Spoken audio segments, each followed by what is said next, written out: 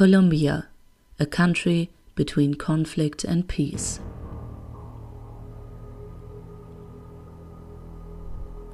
Colombia looks back at more than half a century of armed conflict between leftist insurgents and the state. In 2016, a peace contract was signed which also orders the disarmament of the FARC-Guerilla. But the way to achieve peace was a long and stony path that took many lives. It has left 260,000 people confirmed dead, more than 60,000 missing, and 7 million displaced. The history of the conflict goes back to the 60s, when the leftist National Liberation Army and the Revolutionary Armed Forces of Colombia People's Army, the FARC-EP, were founded. The groups wanted to fight against unequal distribution of property in the country. In the 1970s, new left-wing guerrilla groups were formed as counterweights to the National Front, for example the National People's Alliance and M19. In 1978, the liberal president Julio Tobay starts intensive fights against the drug traffickers of his country, who at that time exporting drugs to all over the world. In the 1980s and 90s, the conflict between the guerrilla groups and the government of Colombia continues. The drug cartels seem to wage an unstoppable armed war against the state. In 1998, the conservative president Andrés Pastrana Arongo begins peace talks with the guerrillas. In 2000, the Plan Colombia is signed by US President Clinton.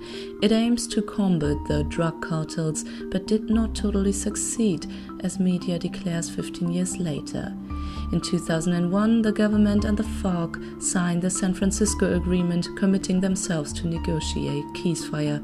This agreement fails as well. In the 2000s, new conflicts come up, which have to do with the old challenges of the country. A new problem Colombia is facing is kidnapping. At the same time, many citizens protest against the situation.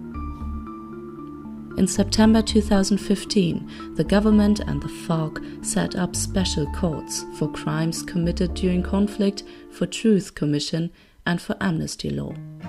In June 2016, the government and the FARC signed a definite ceasefire and disarmament agreement. In September of the same year, the government and the FARC signed the final peace contract in Havana, Cuba, that formally ends 52 years of armed conflict. In October 2016, a national referendum takes place in Colombia. A small majority of the citizens votes against the commencement of the peace contract, so President Santos, who is at that time awarded for the Nobel Peace Prize, vows to continue negotiating with the FARC. In November 2016, the revised peace contract is signed by President Santos and the FARC leader Timoshenko. This moment is the official start of a regained peace in Colombia after 52 years. The peace contract includes an agreement about the disarmament of the rebels. The United Nations have a mandate until the 1st of September of this year to collect the weapons from the FARC, who also gives the United Nations the location of hundreds of their arm collections, which have to be handed in on this disarmament place. In June 2017, the handing over of weapons by the FARC is completed. The FARC rebels officially and formally end their existence as an armed group.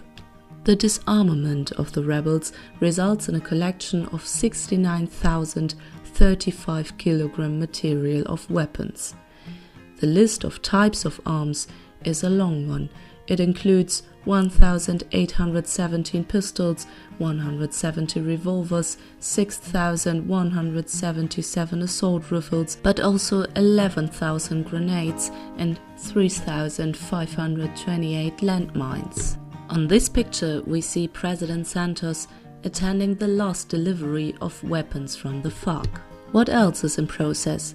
About 7,000 demobilized rebels are reintegrated back into society.